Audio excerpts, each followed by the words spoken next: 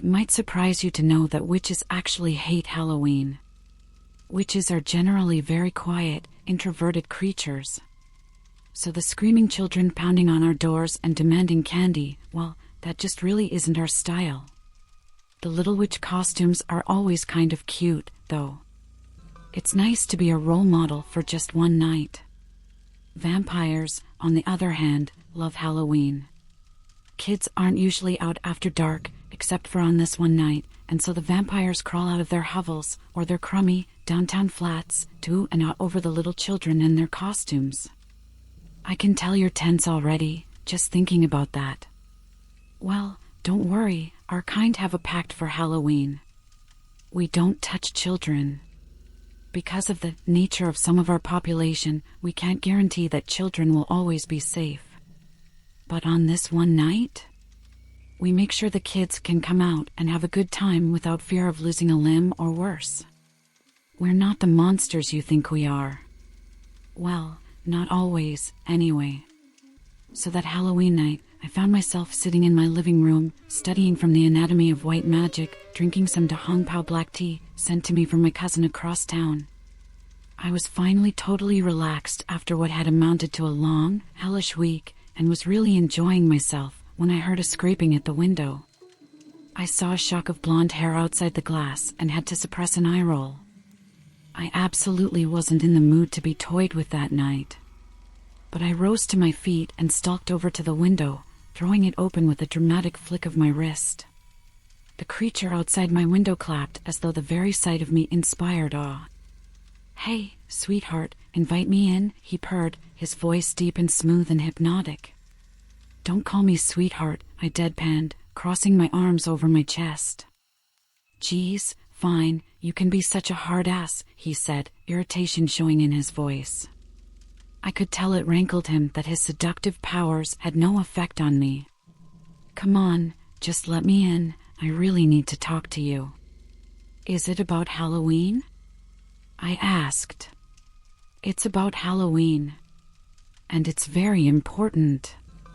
I stared at him with pursed lips for a second. When people think of vampires, they generally think of tall, pale, dark hair, brooding, that kind of thing. Honestly, I blame Dracula. Bram Stoker was such a drama queen. The man before me was none of those things. He had sandy blonde hair and a deep tan, flashing blue eyes, and blindingly white teeth. He had a real beach boy aesthetic. And they call this guy a creature of the night? I scoffed. Vampires get all the good literature. I uncrossed my arms and said, "Fine. Come in, Gale." He climbed in through the window and landed lightly on his feet, smiling at me. Smirking, more like it. I always knew I'd get inside your house one day. "Seriously, what do you want?" "I'm having a perfectly lovely night in, and I don't need you here to ruin it." "Ooh, you wound me." He clutched his heart and threw his other hand over his eyes, as though about to faint. My lips twitched, but I forced back a smile. "Come on, just spill it." "You said it was important." He sighed. "You're no fun, you know?" Then he became serious. "We have a problem down on the east side of the city." "What do you mean?" "At least 4 kids have gone missing. They were trick-or-treating together. I ran into their parents, who are pretty frantic with worry. It could be nothing, but I have a feeling that somebody has taken them." "Do you have anything to base this feeling on?" I asked. He shrugged. "No. But it's a pretty bad feeling. I'm going to go look for them. I'd appreciate if you'd help me out." I gazed longingly at my tea and book.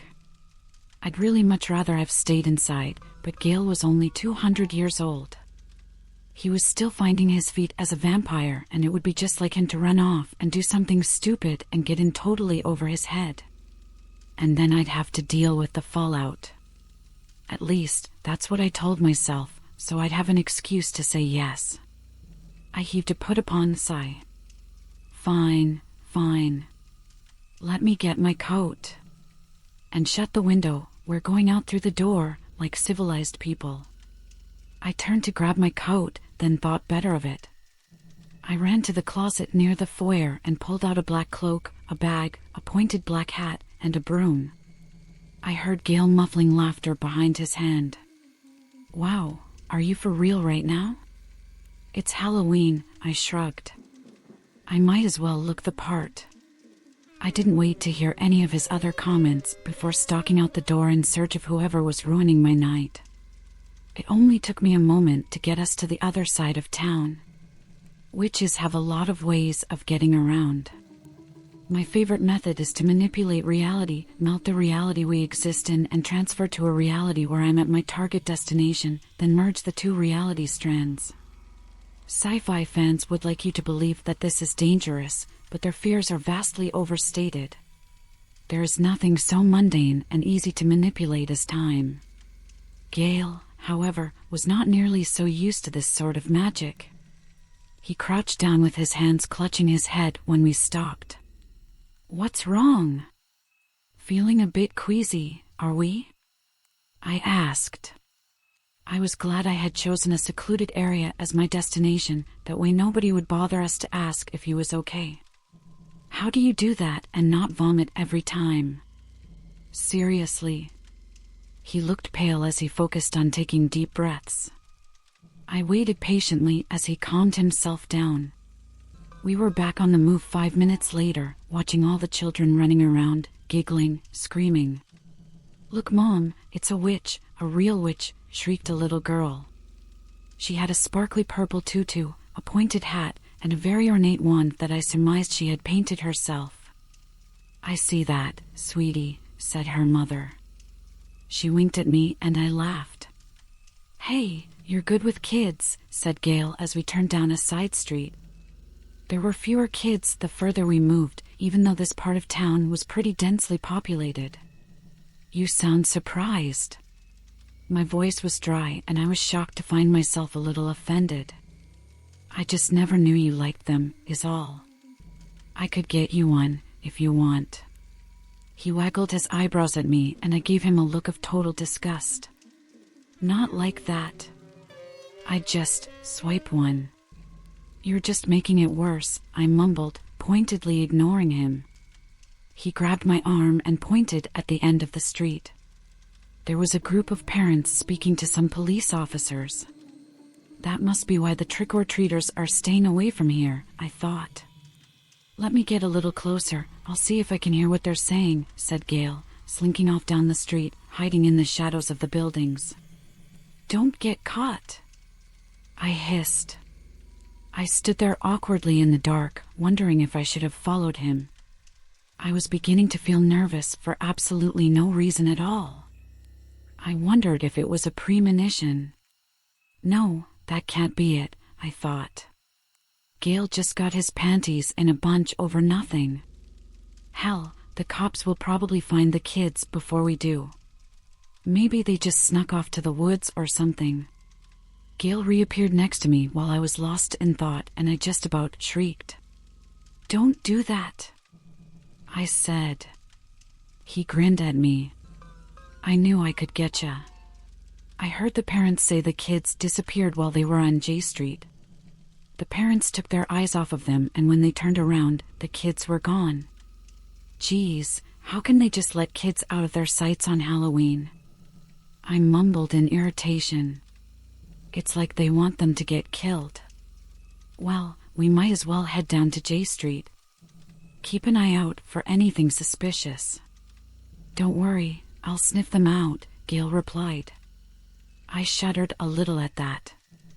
It's true, vampires have very keen senses, and his super hearing or super smelling might turn out to be useful in just such a situation, but it still weirdly grossed me out. Unnatural, that's what it is. Yeah, I know, I'm one to talk.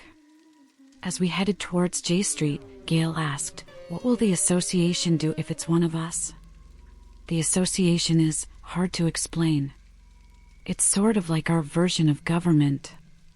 It's a bit less restrictive, I guess. They don't have many rules. It's just that the rules they do have are very, very important. You really don't want to break them, trust me. Well, there will be an investigation, I'm sure. And once the association makes a decision, I'd guess it would be death. Gale paled. You mean like permanent death? Yup. I was sort of enjoying watching him squirm. So you better watch yourself. One misstep and you could have a blessed wooden stake right through your heart. He glared at me. That is not funny. He stopped short just as we stepped onto J Street. He lifted his head and took a long sniff, like some kind of hunting dog. I could just picture him with ears and a tail. It was actually a cute thought. Oh no. OH no. I shook my head to clear it of that horrifying vision just as he looked at me with excitement. I can smell it. They're here. I know it's them. What do you smell? Blood. Shit. Is it a lot of blood?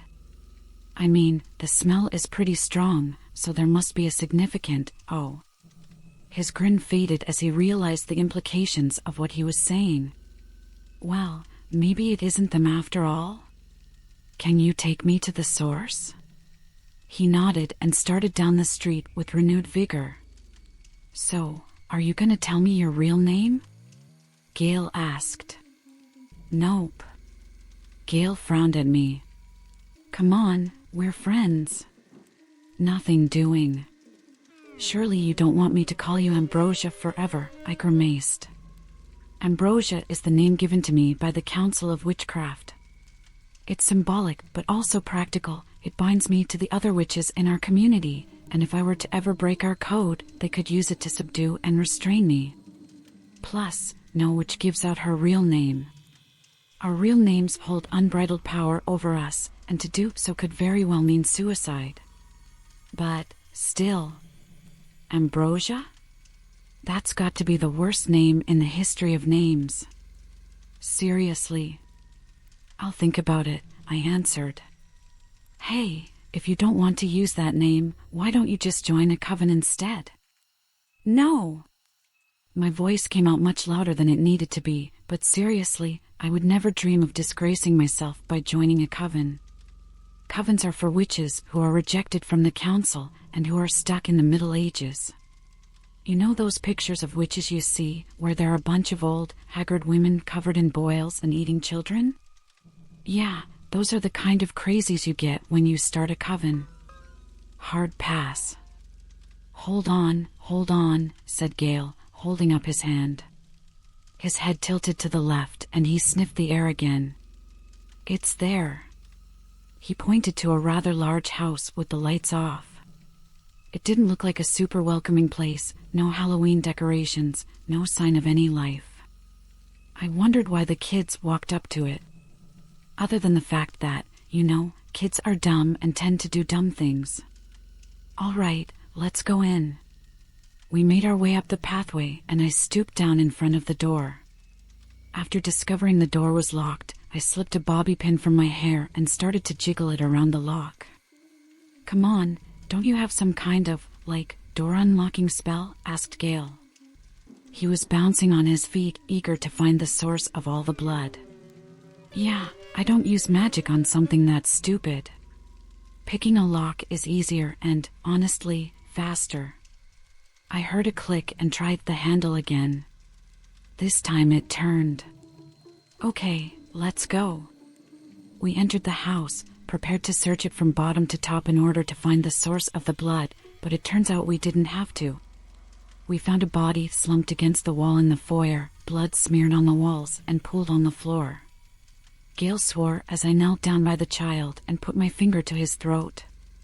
He was definitely dead, as if the sheer amount of blood loss hadn't already given me my answer. The child couldn't have been more than 8. He'd been wearing a Superman costume that was now torn in the chest. He had multiple stab wounds in his chest cavity and a few in his legs and arms. His eyes were blue and glassy. What do we do? Asked Gale, all traces of his earlier humor gone. First, let's find the others, I said. I stood up and gave the dead kid a pat on the head, as though it would comfort him. Not that he really needed it anymore.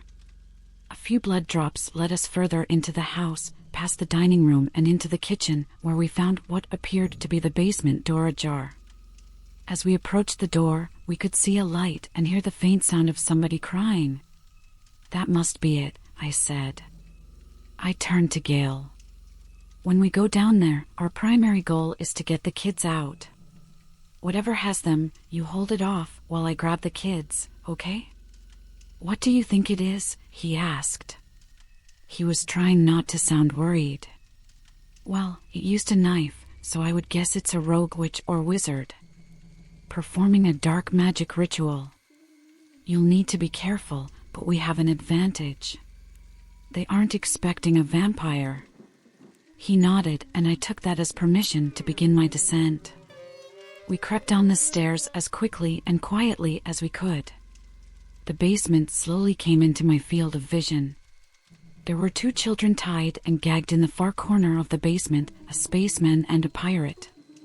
At the other end of the room, there stood a man with his back to us. He was holding a young girl against the wall by her left hand. She, too, was gagged, and she was dressed like a witch. I saw the man had a knife in his hand, and I realized what was happening the same second that Gale did. Holy shit. He's human, isn't he? Gale didn't bother whispering or concealing his voice. Everyone in the room turned to look at him, me included, and I glared. "What?" he shrugged.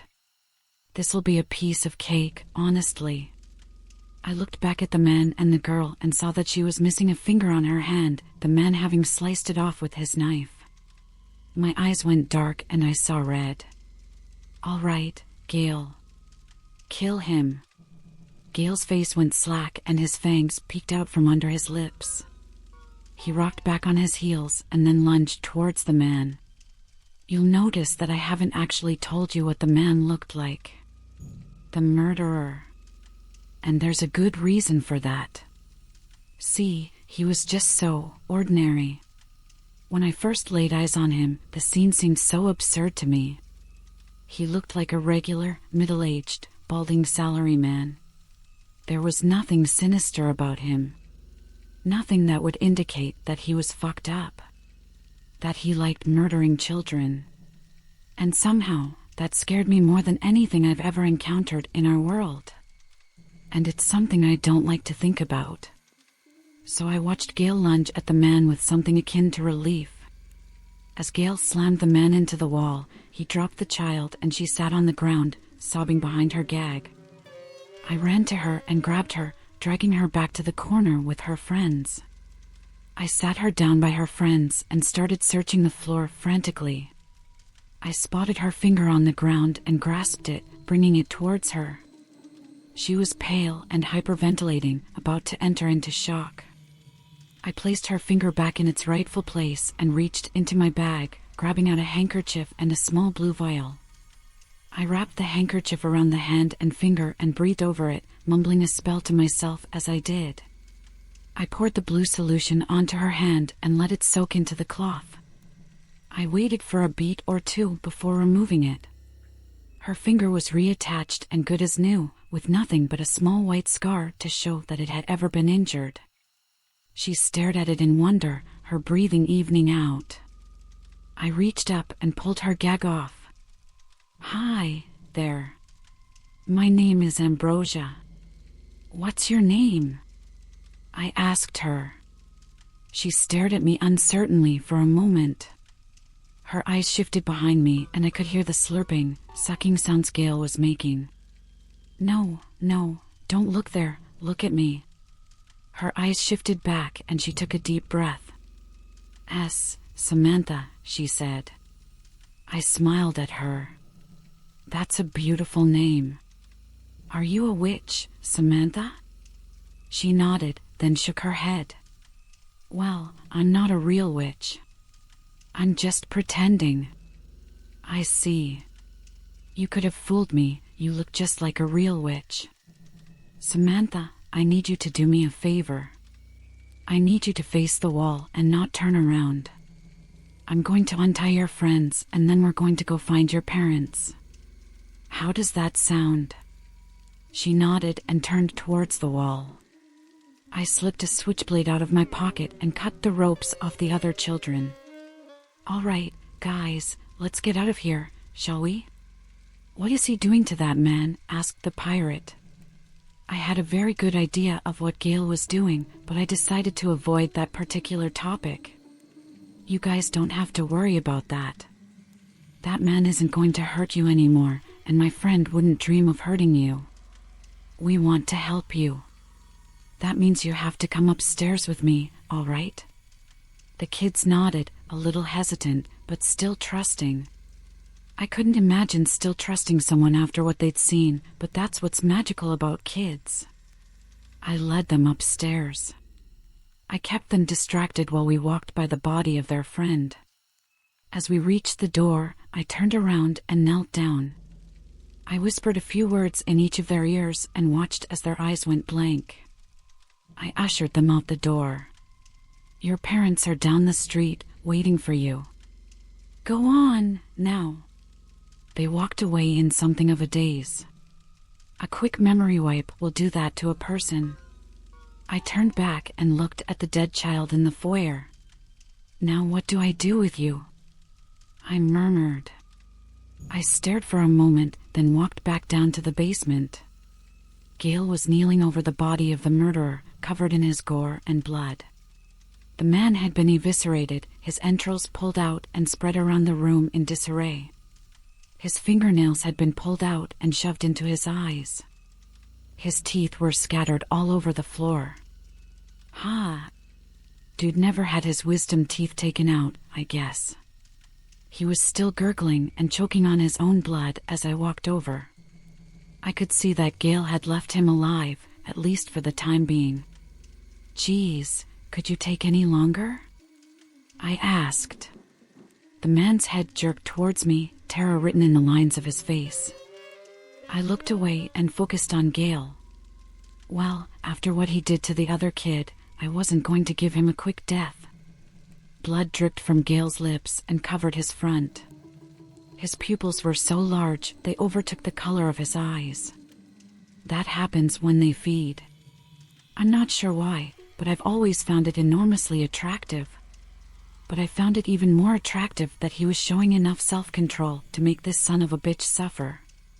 Well, we need to pick up the other kid's body and get out of here, so if you could finish up. He nodded and grasped the man's face in both his hands. Straddling the body, he yanked hard and fast. The sound of his flesh distending and snapping was sickening. His body flailed a moment after the decapitation, but it didn't last very long. It was a relief when he stopped moving. I didn't want to think about the world housing that kind of human. Help me grab the kid, will you? We went upstairs and Gale lifted the child into his arms. He looked at me in confusion. What do you want him for? Don't you think maybe we should just leave him here for the police to find? I shook my head. I can do you one better. I grabbed onto Gale and transported us back to my house, my plan already in place. Remind me why we're doing this again? Gale was sitting on my back porch as I placed the child in the coffin. It's a beautiful coffin. It's made of oak and has intricate carvings all over it. More importantly, it is etched with runes, thousands of them. I shut the lid and caressed it, reading through some of the runes. I smirked a little at Gale's confusion. He was about to get a first-class show, that's for sure. Are you gonna? I dunno, bury him or something? I just laughed and shook my head. Have you ever heard of necromancy? He recoiled a little. I thought you were a white magic witch, not a, geez, necromancy isn't all about black magic. I mean, sure, you could do it that way, but it's a lot harder and it's pretty disgusting. You have to cook and eat a dog and abstain from the sight of women. It's a pain. And the end result is distorted. But if you do it using white magic, well, if you're lucky, it just might work. The results aren't guaranteed, but hey, It's better than nothing." As I spoke, I took off my jacket and rolled up my sleeves. I flexed and stretched my fingers. I didn't want to pull a muscle in my hand with what I was about to do. He looked at me like I was insane. "How come I've never heard of this?" I shrugged. "You're young. There's lots of things you don't know. Like your phone number." He flashed a smile at me and I shook my head in despair. "There's no hope for you, seriously." With that, I stretched my hands over the coffin. I began to mutter to myself, reciting the runes that grace the lid. My voice fell into an even cadence as I grew louder, the world fading around me in my concentration. On the 5th line, I brought my right hand to my left wrist, feeling for the pulse that beat just below my skin. On the 10th line, I plunged my fingernail through my skin and into my artery, letting my blood drench the lid of the coffin. It seeped into the rune carvings and disappeared while my chanting continued. I could hear other voices joining me, voices from different times and spaces and existences. I finally recited the final and 20th line, my strength failing me. I let myself fall forward on the lid of the coffin, my blood still flowing freely from my wrist as I struggled to breathe. I was losing a lot of blood very quickly. If the ritual was going to work, it had to work now. I very vaguely became aware of being lifted off the coffin lid. I realized after a moment that Gale was cradling me, my wrist lifted to his mouth. He was licking my wound, which, I realized, had closed when it came in contact with his saliva. Vampire saliva has many healing properties. Not that I appreciated it at that exact moment. "Don't interfere, Gale." It was hard getting enough breath to speak. I had lost a dangerous amount of blood. "You're a goddamn idiot, Ambrosia. Are you trying to kill yourself? You know, you could pick better ways to do it than to bleed out in front of a vampire." "I have to. The ritual. No ritual is so important that you endanger yourself like that." "What the hell were you thinking?" A bit of clarity was coming back into my head. I opened my mouth to retort when he and I both heard it. A tentative knock was coming from inside the coffin. Hello? Is anybody there?" Gale's jaw dropped and I struggled out of his arms, wrenching the coffin lid open. The little boy looked at me in terror. His wounds, however, were gone and the blood had vanished from his costume. I wanted to laugh and cry at the same time. It was a victory I never expected. I struggled to help him out of the coffin until Gale took over. I didn't even mind. I was so elated. It worked. I couldn't believe it worked. The coffin was a family heirloom, and while I knew of its powers, I'd never tried to access them before. It takes a perfect specimen. The boy was freshly dead and had a pure, innocent soul. With anyone else, who knows if it might have worked. Furthermore, the ritual is incredibly dangerous, and many witches have died trying to complete it. That night, I easily could have been one of them. We sat the kid down and learned his name, his address. He was confused and didn't remember anything except for being out and about with his friends. He had no memories of his murder, which was good. We didn't have to wipe his memory at all. We told him he hit his head, that we'd found him on the sidewalk and brought him to my place to see if he was okay. Gale offered to walk him home. It was getting late now, and surely his parents were worried. And so, Gale helped me into the house and sat me down on my chair, back with my book and tea. Then he took the boy by his hand and they walked towards the front door. I noticed that Gale had already charmed Charlie and the two were getting along splendidly. Gale was good with kids, too. I noted that and filed it away. You know, for future reference. "Hey, Ambrosia, you busy next Wednesday?" he asked me before opening the door and disappearing into the night. I might be, I might not. Why do you ask? You, me, dinner. 8 o'clock. I'll pick you up at 7:30?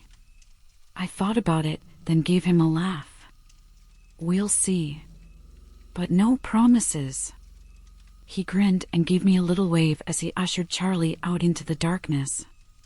I watched them go, content in the knowledge that Gale would get him safely where he needed to go. And despite my indifferent response, I was definitely going to dinner with Gale.